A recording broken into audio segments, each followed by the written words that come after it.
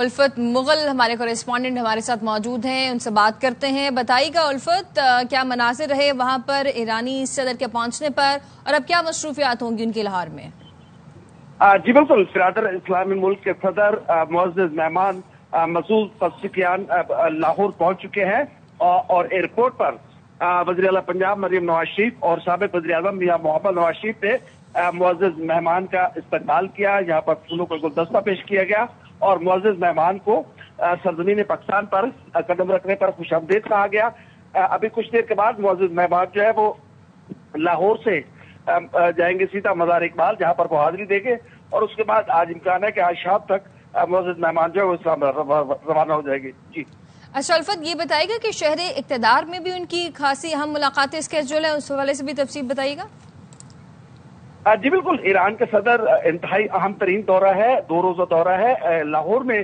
لاہور کے بعد جب وہ اسلام آباد جائیں گے تو وہاں پر ان کی صدر مملکت جناب آصف علی زرداری، وزیر اعظم پاکستان میاں محمد شہباز شریف اور دیگر اہم ملاقاتیں ہیں۔ اس ملاقاتوں میں ایران کے صدر جو ہے وہ پاکستان کا شکریہ ادا کریں گے کہ جس طریقے سے عالمی سطح پر اور ایک واضح موقف اختیار کرتے ہوئے ایران کا ساتھ دیا پاکستان کے عوام نے، پاکستان کی حکومت نے، تو اس پر معزز مہمان جو ہے وہ شکریہ ادا کرنے کے لیے پاکستان کے سرکاری دورے پر پہنچے ہیں۔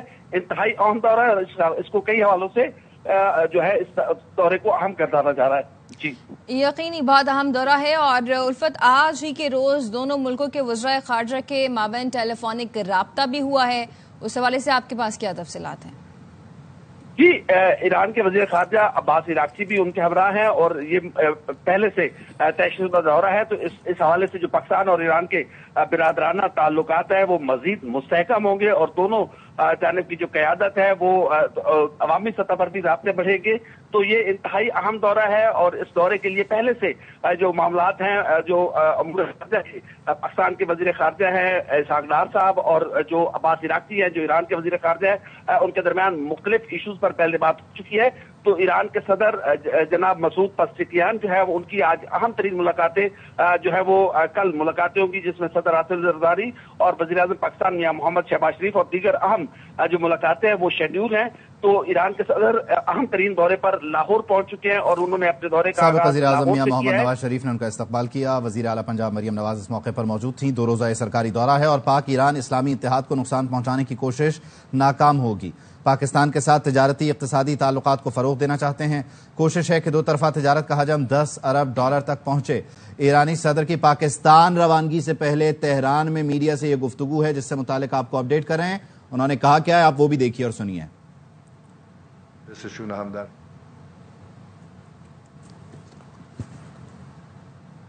پاکستان اور چین کے 1 بیلٹ 1 روڈ منصوبے میں فعال شرکت کے خواہاں ہیں۔ اس سے ایران کو یورپ سے جوڑنے کا موقع مل سکتا ہے۔ دورہ پاکستان میں سرحدی سلامتی، علاقائی امن کے امور زیر بحث آئیں گے۔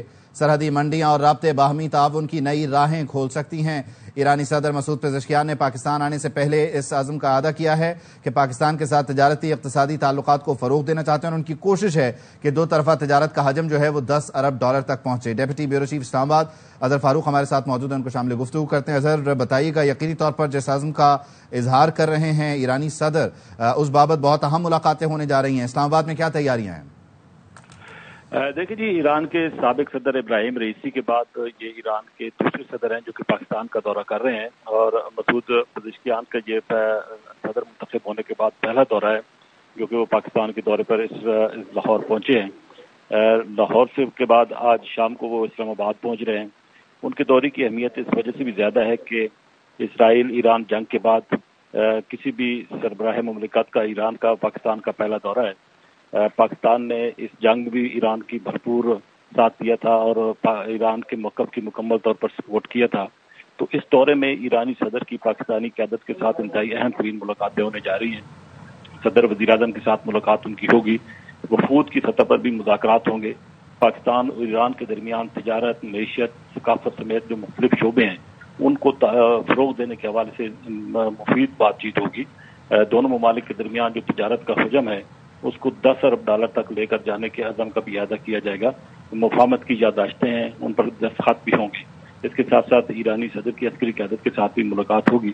تو یہ دورہ انتہائی اہمیت کا حامل ہے کیونکہ پاکستان اور ایران کے تعلقات ہمیشہ مثالی رہے ہیں، بالخصوص دہشت گردی کے خلاف جنگ ہو علاقائی یا عالمی ایشوز ہوں، دونوں ممالک نے ایک دوسرے کو ہمیشہ سپورٹ کیا ہے.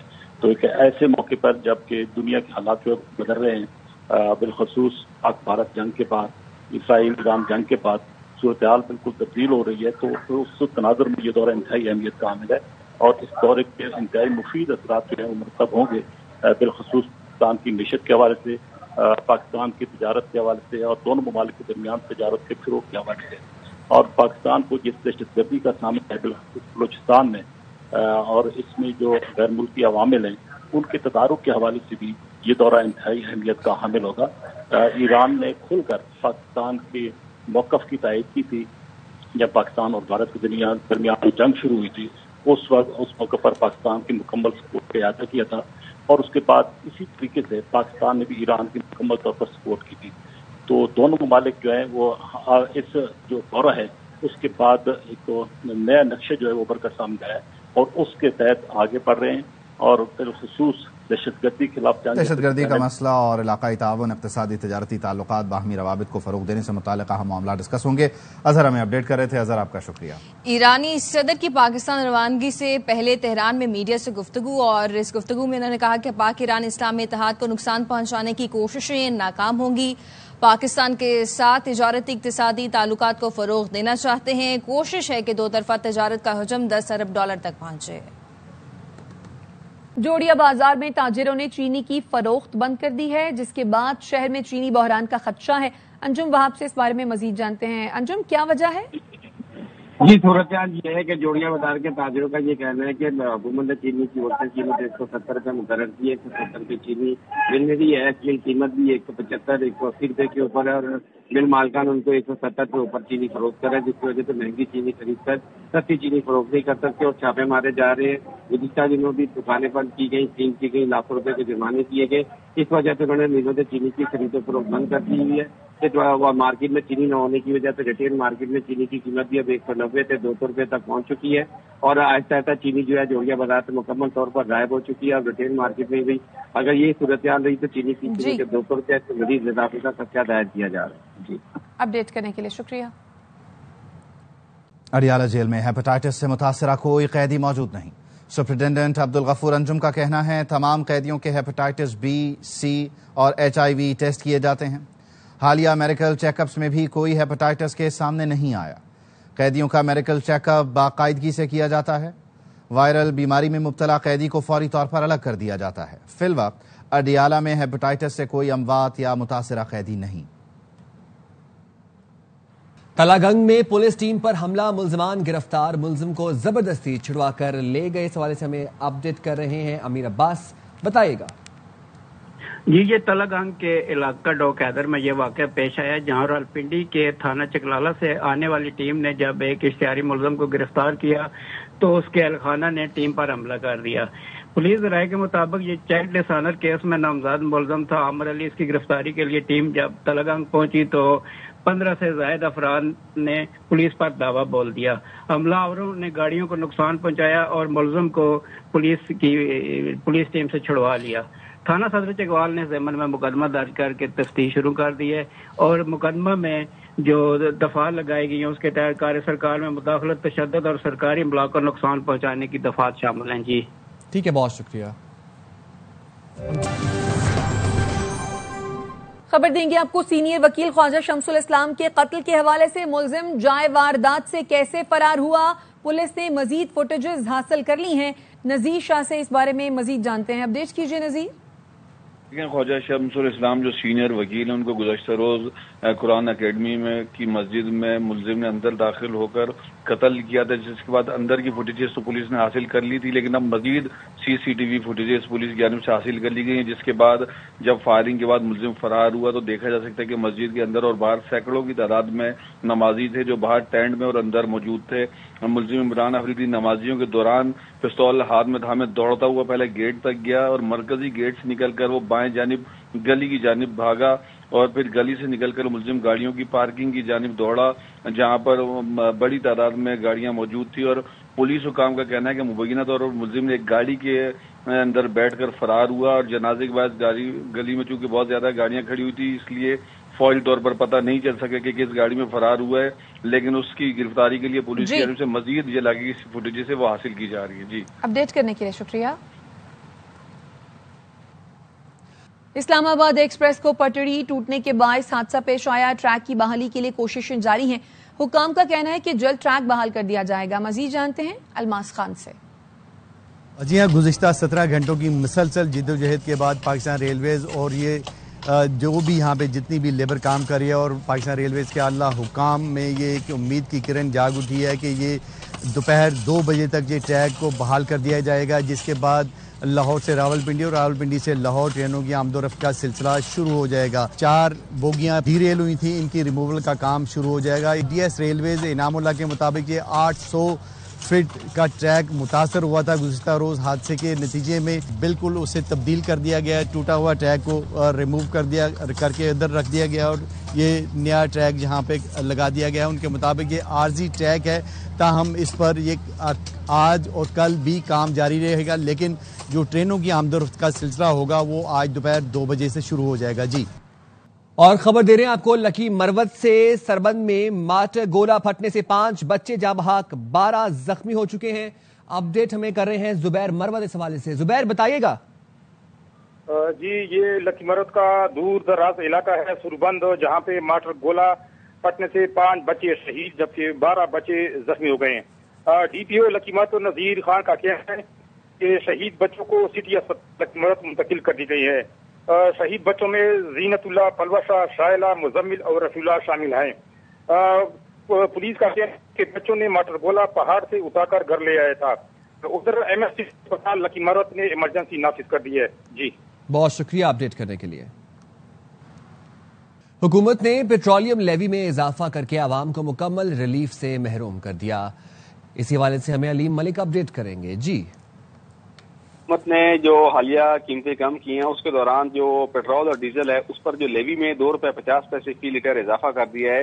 अगर ये लेवी ना बढ़ाई जाती तो पेट्रोल मजीद सस्ता हो सकता था, जबकि डीजल महंगा होने के बजाय सस्ता हो सकता था। डीजल पर जो लेवी है वो 74 रुपए 51 पैसे से बढ़ाकर 70 रुपए 1 पैसे फी लीटर कर दी गई है, जबकि इसके साथ साथ डीजल पर जो फ्रेट मार्जिन है वो भी 20 पैसे बढ़ा दिया गया और अब फ्रेट मार्जिन डीजल पर जो है वो 6 रुपए 24 पैसे फी लीटर कर दिया गया है। पेट्रोल पर जो पेट्रोलियम लेवी है वो 75 रुपए 52 पैसे से बढ़ाकर 78 रुपए 2 पैसे फी लीटर कर दी गई है। इसके साथ साथ अगर हम दीगर जो फार्मूला है उसकी बात करें तो पेट्रोल और डीजल पर इस पर जो क्लाइमेट सपोर्ट लेवी है वो 2 रुपए 50 पैसे फी लीटर वो भी आवाम से वसूल की जा रही है, जबकि पेट्रोल और डीजल पर जो डीलर मार्जिन है वो 8 रुपए 64 पैसे फी लीटर है, जबकि जो डिस्ट्रीब्यूटर मार्जिन है उसकी मद में फी लीटर जो है 7 रुपए 87 पैसे फी लीटर वसूल किए जा रहे हैं, जबकि जो दोनों जो प्रोडक्ट्स हैं पेट्रोल और डीजल इस पर जो सेल्स टैक्स की शरह है वो इस वक्त 0 है। जी, ठीक, बहुत शुक्रिया। साल के इंतजार के बाद नेशनल फिल्म अवार्ड मिल गया। किंग खान को फिल्म जवान में बेहतरीन अदाकारी पर नेशनल फिल्म अवार्ड से नवाजा गया। शाहरुख खान ने इस एजाज के मिलने पर इंस्टाग्राम पर एक वीडियो शेयर की जिसमें उन्होंने हुकूमत भारत और अपने मदाहों का दिल से शुक्रिया अदा किया। मकबूजा कश्मीर में भारतीय फोर्सेस की जारहियत जारी है। नाम निहाद ऑपरेशन की आड़ में कलगाम में कश्मीरी नौजवान को शहीद कर दिया। 1 हफ्ते के दौरान 6 कश्मीरी शहीद किए जा चुके हैं। भारतीय फोर्सेस ने मुख्तलिफ इलाकों का मुहासरा कर रखा है, जिसकी वजह से शहरियों को मुश्किलात का सामना है। मुतादिद इलाकों में इंटरनेट सर्विस भी बंद कर दी गई। भारत में इस्लामोफोबिया के वाकयात बढ़ते जा रहे हैं। मुंबई से कोलकाता की परवाज में मुसलमान नौजवान को एक मुसाफिर ने थप्पड़ मार दिया। सोशल मीडिया पर वायरल वीडियो में टोपी पहने मुसलमान मुसाफिर को दूसरा मुसाफिर थप्पड़ मारता नजर आ रहा है। इस दौरान केबिन क्रू हमलावर को रोकता रहा। भारतीय मीडिया के मुताबिक मुसलमान शख्स को थप्पड़ मारने के इल्जाम में मुसाफिर को हिरासत में ले लिया गया है। मार क्यों रहे हो? मारा क्यों आपने? अरे उसको बोलोगे ना, अब मारा क्यों उसको? मार क्यों रहे हो? मारा क्यों आपने? अरे उसको बोलोगे ना, अब मारा। सूबाई वजीर इत्तलात पंजाब अज़मा बुखारी कहती हैं अलीमा खानम को अपने भाई की तरह तसलसल से झूठ बोलने की आदत पड़ गई है। अलीमा खानम कभी कहती हैं कासिम और सुलेमान पाकिस्तान आ रहे हैं, कभी कहती हैं नहीं आ रहे, कभी कहती हैं उन्हें वालदा ने इजाज़त नहीं दी, कभी कहती हैं वीज़ा नहीं मिल रहा, कभी कहती हैं नाइकॉप है वो पाकिस्तानी है, कभी वीज़े मांगने की बात करती हैं। वो जिनके बच्चे हैं पहले उनसे पूछ लें वो आने की इजाज़त दे रहे हैं या नहीं। ازما بخاری نے کہا والد اور فسادیوں کا گروہ انقلاب نہیں لا سکے تو قاسم اور سلیمان کیا تیر مار لیں گے؟ قاسم اور سلیمان امریکہ سیر سپاٹے کرنے گئے تھے، گھوم پھر کے واپس لندن پہنچ گئے۔ اگر وہ اپنے والد سے ملنا چاہتے ہیں تو شوق سے آئیں، انہیں کوئی نہیں روکے گا۔ اگر انتشار پھیلانے آتے ہیں تو اس کی اجازت نہیں ملے گی۔ اپڈیٹ کر رہے لیما خانم کا کہنا ہے کہ میرٹ کی بات ہو تو مشال یوسف زئی کے علاوہ اور بہت لوگ کوالیفائی کرتے ہیں، انصاف ہونا چاہیے تھا، سینیٹرز کا انتخاب میرٹ پر ہونا چاہیے تھا۔ مشال یوسف زئی سینیٹر بن گئی ہے، پہلے ان کے خلاف پارٹی میں بھی ریزرویشنز تھی۔ ایسے لوگوں پہ اپنا ٹائم نہیں ضائع کرتے۔ میرا اوپینین ہے کہ انصاف ہونا چاہیے تھا، میرٹ پہ ہونا چاہیے تھا، اور میرٹ میں اور بہت لوگ کوالیفائی کرتے تو میں بالکل